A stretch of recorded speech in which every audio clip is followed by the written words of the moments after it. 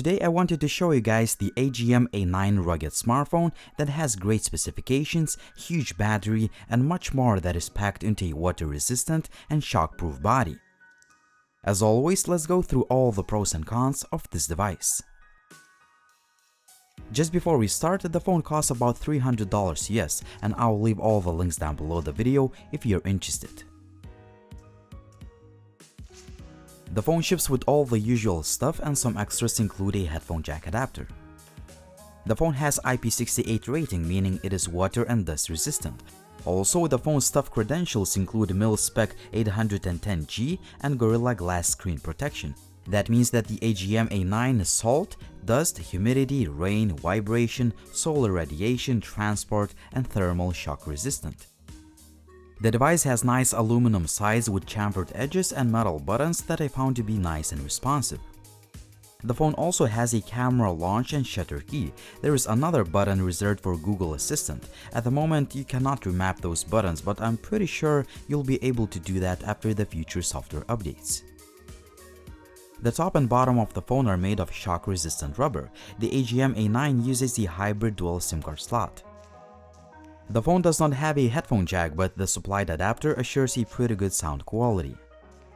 USB Type-C port is not covered by any flaps despite the fact that the phone is water resistant.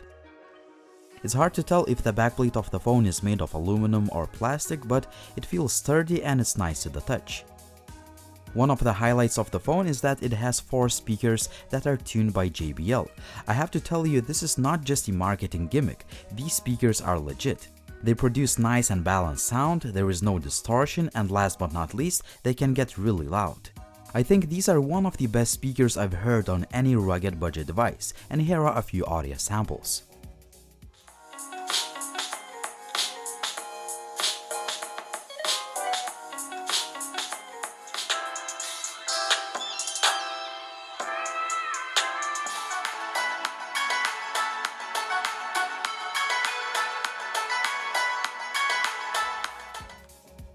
The phone is relatively thin and compact considering the fact it has a massive 5400 mAh battery. Also, the device does not feel heavy in the hand due to good weight distribution. That battery lasts for a long time. I was able to get over 18 hours of screen on time on a single charge.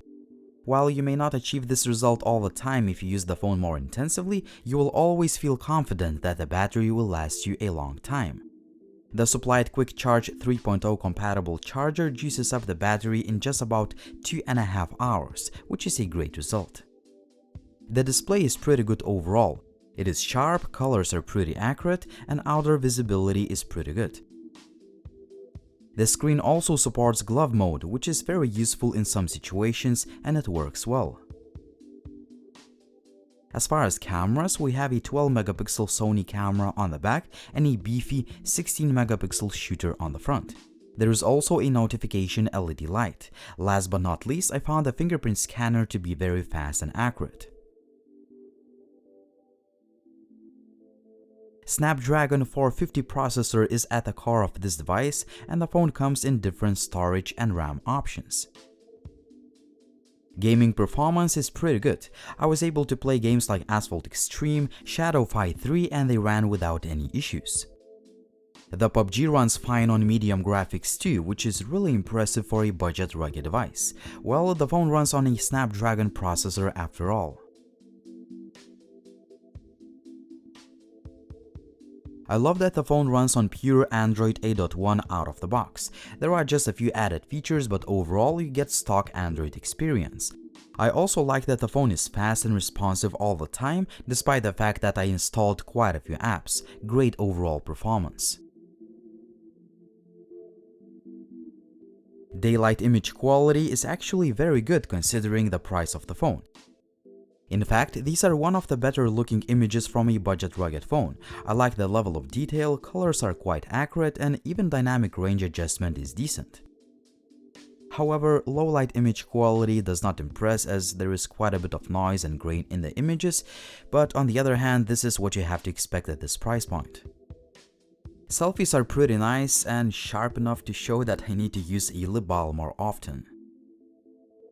1080p video has a lot of great aspects. The footage is detailed, the continuous autofocus works fine, and the colors are nice. However, the footage is quite shaky. 1080p selfie video looks nice as there is a good amount of detail. However, we have the same issue, the footage is shaky. The AGM-A9 is excellent in the connectivity department. Call quality, signal reception, GPS, Wi-Fi, and Bluetooth work just fine. There are plenty of sensors too, including a gyroscope. Finally, the phone has NFC connectivity option. The AGM-A9 turns out to be a solid budget rugged phone, and there are just a few flaws to consider. The low light image quality could be better, and I wish the video was less shaky. Other than that, you get a well-rounded device that can survive a few drops, it is water and dust resistant, the overall performance is good, and you can even enjoy playing 3D games on it. In addition, both cameras can take nice pictures in good lighting, the battery life is great, the display is sharp, and last but not least, a quad speaker system is really impressive and it may be the best on any budget rugged phone.